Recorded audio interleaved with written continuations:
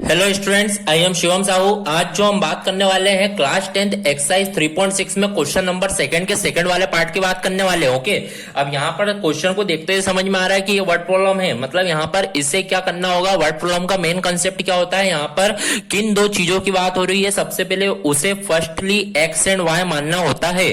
तो यहाँ पर सबसे पहले क्वेश्चन पढ़ते हैं कि भैया क्वेश्चन क्या लिखा हुआ है। तो यहाँ पर क्वेश्चन नंबर जो सेकंड लिखा हुआ है वो लिखा हुआ है, formulate the following problem as the pair of equation and hence find their solution. आपको यहाँ पर प्रॉब्लम को सॉल्व करना है, इक्वेशन बनानी है, देन आपको यहाँ पर सॉल्यूशन फाइंड करना होंगे। ओके, तो यहाँ पर क्वेश्चन नंबर सेकंड देखेंगे। क्वेश्चन नंबर सेकंड क्या लिखा हुआ है, वर्ड प्रॉब्लम को पढ़ते हैं। तो यहाँ पर लिखा हुआ है 2 womens and 5 men can together finish an embroidery work in 4 days. यहाँ पर बोला गया है 2 वुमेन एंड 5 मेन दोनों मिलकर यदि काम करते हैं, 2 वुमेन एंड 5 मेन, तो कितने दिन में काम खत्म करते हैं, 4 डेज में। वाइल 3 वुमेन एंड 6 मेन, यदि 3 वुमेन और 6 मैन काम करते तो can finish it in 3 days. यदि 3 वुमेन और 6 मैन काम करते तो कितने दिन में फिनिश करते हैं काम, 3 डेज में। तो find the time taken by 1 women alone to finish the work and also that of the 1 man alone. अब आपको बोला गया है कि आपको टाइम फाइंड करना है 1 वुमेन अलोन का और 1 मैन अलोन का। अब किस तरीके से फाइंड आउट करेंगे वो आप यहाँ पर ध्यान से समझिए। देखिए यहाँ पर ये भी क्वेश्चन सबसे अलग क्वेश्चन है, क्योंकि यहाँ पर अलोन का कंसेप्ट पूछा गया है। जब भी अलोन का कंसेप्ट पूछा जाता है, जैसे मान लीजिए अपन अदर्स क्वेश्चन में क्या करते थे, वहां पर वर्ड प्रॉब्लम में यहाँ पर क्या करना चाहिए कि आपको वुमेन को एक्स मान लेना चाहिए, मेन को क्या मान लेना चाहिए, वाई मान लेना चाहिए। तो ठीक है, वो भी कंसेप्ट सही है, पर यहाँ पर जब भी अलोन का कंसेप्ट आता है तो आपको 1/x 1/y के फॉर्म में मानना होगा। अब देखिए किस तरीके से मैं इस क्वेश्चन को करूंगा, ध्यान से समझिएगा कि क्योंकि अच्छा क्वेश्चन है, यहाँ पर ध्यान से समझते हैं कि भैया इस क्वेश्चन को किस तरीके से किया जाए। तो देखिए सबसे पहले मैं ये इस क्वेश्चन को पढ़ने के बाद ये तो समझ चुका हूं कि यहाँ पर वुमेन और मेन की बात हो रही है। ओके, तो यहाँ पर सबसे पहले क्या होगा देखिएगा, मान लीजिए मैं लिखता हूं यहाँ पर let the time taken to finish the task. Okay, let the time taken to finish the task. यहां पर मैंने लिखा, यहां पर मैं टाइम को सपोज कर रहा हूं to finish the task by a women. मान लीजिए मैं बोल रहा हूं by a women alone. Women alone का मैं बोल रहा हूं एक्स दिन में काम खत्म करेंगे। मान लीजिए मैंने वुमेन का एक्स मान लिया। ओके, बाय अ मेन मान लेते हैं, by a man alone. Men का मान लेता हूं, मान लीजिए मैं क्या मान लेता हूं, वाई डेज मान लेता हूं। ओके, तो इस तरीके से मैंने वुमेन और मेन को क्या मान लिया, वाई एक्स एंड वाई मान लिया। ओके, पर मेरे को 1 वुमेन का निकालना है। वुमेन का मैंने एक्स मान लिया, मेन का मैंने वाई मान लिया। ओके, पर 1 वुमेन का निकालना है एंड 1 मेन का निकालना। ओके, तो यहाँ पर ध्यान समझिएगा 1 वुमेन्स एंड मेन्स का कैसे क्या फाइंड आउट होगा। तो यहाँ पर आप देखिए 1 वुमेन्स की जब बात होगी, 1 women's day work, 1 women's day work की यदि बात होगी तो उस कंडीशन में आपको क्या मानना होता है, 1/x मानना होता है। ओके, देन फिर 1 मेंस की बात होगी, 1 मेंस डेज, 1 मेंस, मान लीजिए 1 मेंस 1 डे की बात कर रहे हो। ओके, 1 मेंस 1 डे वर्क की बात करेंगे यदि मेन की, तो ये क्या हो जाएगा 1/y। तो इस तरीके से 1/x एंड 1/y होगा। ओके, अब क्वेश्चन पढ़ेंगे, फर्स्ट इक्वेशन पढ़ के यहाँ पर फर्स्ट इक्वेशन बनाएंगे, देन सेकंड सेंटेंस पढ़ के यहाँ पर सेकंड इक्वेशन बनाएंगे। तो यहाँ पर देखिए किस तरीके से मैं इस क्वेश्चन की इक्वेशन यहाँ पर बनाऊंगा। तो यहाँ पर आप देखिए बोला गया है 2 women and 5 men can together finish an embroidery work in 4 days. आपको बोला गया है 2 वुमेन एंड 5 मेन, मतलब 2 वुमेन और 5 मेन मिलकर काम करते हैं, कितने दिन में काम खत्म करते हैं, 4 डेज में। तो यहाँ पर ध्यान समझिए कि मैं किस तरीके से बोल रहा गया है, यहाँ पर 2 वुमेन मतलब मैंने 1/x माना है, मतलब क्या हो जाएगा 2/x। फिर आपको बोला गया 5 मेन मतलब 5/y।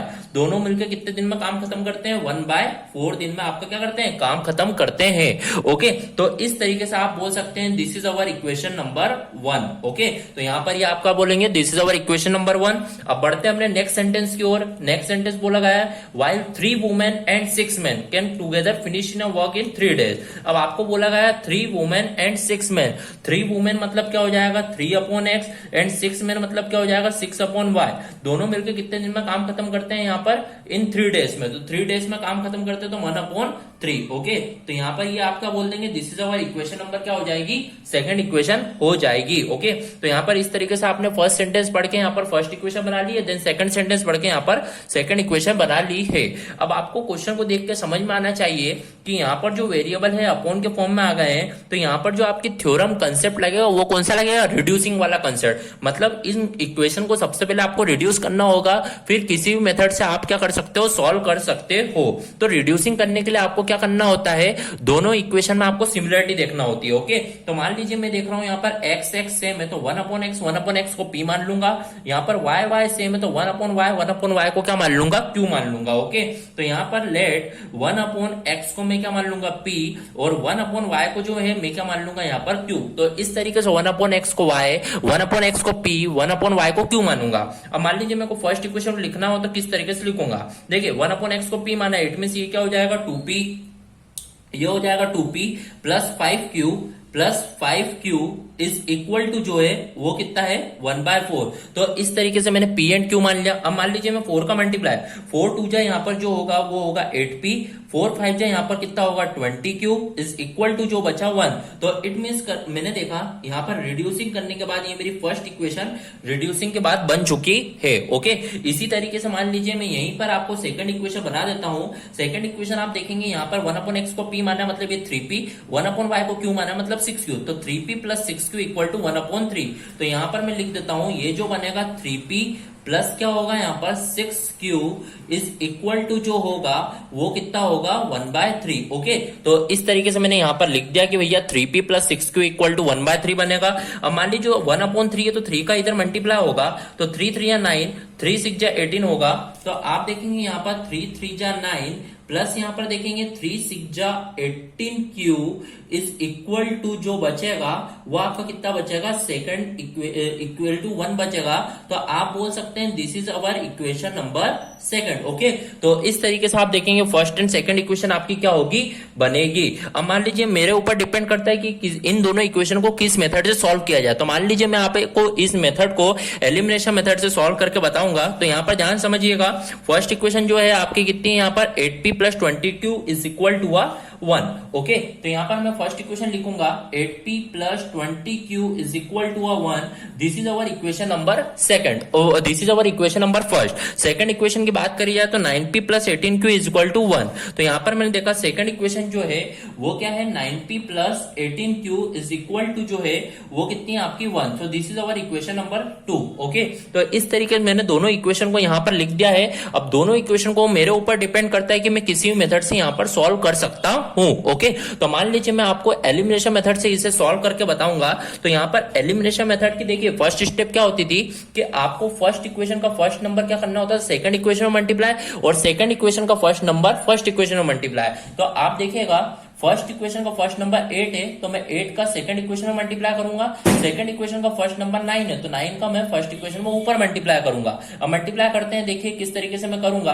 तो मैंने देखा 9 8 यहाँ पर होगा 72p, फिर 9 20 यहाँ पर होगा 180q। ओके, देन 9 1 जा कितना होगा 9। तो इस तरीके से 9 का मैंने मल्टीप्लाई कर दिया। देन 8 9 यहाँ पर होगा 72p, देन 8 18 जा, तो यहाँ पर मैं देखा 18 8 जा कितना होगा, देखिए 8 8 जा 64 का 4, देन 6 कैरी, 8 1 जा 8 और 6 यहाँ पर होता है 14। देन यहाँ पर q इज इक्वल टू 8 1 जा 8। तो इस तरीके से मैंने मल्टीप्लिकेशन कर दिया। अब मैंने देखा मल्टीप्लिकेशन करने के बाद जो सेकंड स्टेप होती है वो क्या होती है आपकी साइन चेंज। तो यहाँ पर मैं देखूंगा प्लस का माइनस देन प्लस का माइनस, इस तरीके से मैंने साइन चेंज करा। तो आप देखिए बीच वाले जब साइन को जब छुपाओगे तो आप देखेंगे प्लस माइनस माइनस, तो 72p से यहाँ पर 72p क्या होगा, कैंसल आउट। फिर यहाँ पर आप देखेंगे प्लस माइनस माइनस, 180 में से आप देखेंगे 144 कैंसल आउट होगा। तो यहाँ पर जो बचेगा वो कितना बचेगा 36q। फिर आप देखेंगे प्लस माइनस यहाँ पर माइनस, 9 में से 8 का तो कितना बचेगा 1। तो it mean 36q equal to 1। तो आप यहाँ पर देखेंगे q की जो वैल्यू आएगी वो कितनी आ जाएगी 1/36 आपके फाइंड आउट होगी। ओके, तो इस तरीके से मेरी q की वैल्यू फाइंड आउट हो गई है। अब यदि आपको p की वैल्यू फाइंड आउट करना है तो इस q की वैल्यू को कहां रखना होगा, इक्वेशन नंबर फर्स्ट में। ओके, तो यहां पर देखिएगा put value of q in equation number 1। तो इक्वेशन नंबर 1 है 8p plus 20q is equal to 1। तो 8p प्लस 20 इंटू क्यू जो है 1/36 इक्वल टू 1। तो यहाँ पर आप देखेंगे 4 5 20, 4 9 36। मैं थोड़ा सिंप्लीफाई कर दिया तो यहाँ पर आप देखिएगा जो बचा आपने देखा 8p is equal to 1 plus 5/9 उधर जाएगा तो क्या हो जाएगा -5/9 होगा। तो इस तरीके से आप देखेंगे 8p इज इक्वल टू जो आएगा 9 1 9, 9 माइनस 5 कितना होगा 4, तो मतलब 4/9 होगा। तो इस तरीके से आप देखिए p की जो वैल्यू आएगी वो कितनी आएगी 4, देन 9 में 8 का क्या हो जाएगा मल्टीप्लाई, क्रॉस मल्टीप्लाई। तो आप देखिए 4 2 जा कितना होगा 8 होगा। तो यहाँ पर आप देखिएगा जो p की जो वैल्यू फाइंड आउट होगी वो कितनी हो जाएगी 1/9 2 जा 18। ओके, तो इस तरीके से आपकी यहाँ पर p की भी क्या हो जाएगी वैल्यू फाइंड आउट हो जाएगी। पर एक्चुअली में आपने यहाँ पर p और q की वैल्यू फाइंड आउट कर ली है, पर एक्चुअली में जो आपको फाइंड आउट करना है वो काय की वैल्यू फाइंड आउट करना है x एंड y की। ओके, तो यहाँ पर आप देखिएगा आपने 1/x को जो माना था p माना था, तो यहाँ पर मैं लिखूंगा आपने 1/x को यहाँ पर p माना था, तो 1/x is equal to p जो आया है वो कितना आ चुका है 1/18। तो जब आप क्रॉस मल्टीप्लाई करेंगे तो यहाँ पर जो x की वैल्यू आएगी फाइनली वो आपकी कितनी आ जाएगी 18 फाइंड आउट हो जाएगी। फिर आपने देखा आपने 1/y को जो है वो क्या माना है q माना है, तो आप देखेंगे 1/y is equal to q जो है वो कितना है आपका 1/36। ओके, 1/36 से क्रॉस मल्टीप्लाई करेंगे तो y की जो वैल्यू फाइनली आपकी आएगी वो कितनी आ जाएगी 36 आ जाएगी। ओके, सो इस तरीके से आपकी x एंड y की क्या होगी वैल्यू फाइंड आउट होगी। ओके, सो यहाँ पर क्वेश्चन नंबर सेकंड का सेकंड पार्ट क्या हुआ कंप्लीट हुआ। So here our question number second part of exercise 3.6 is completed. If any doubt in this question then comment in the comment box. Okay, thank you.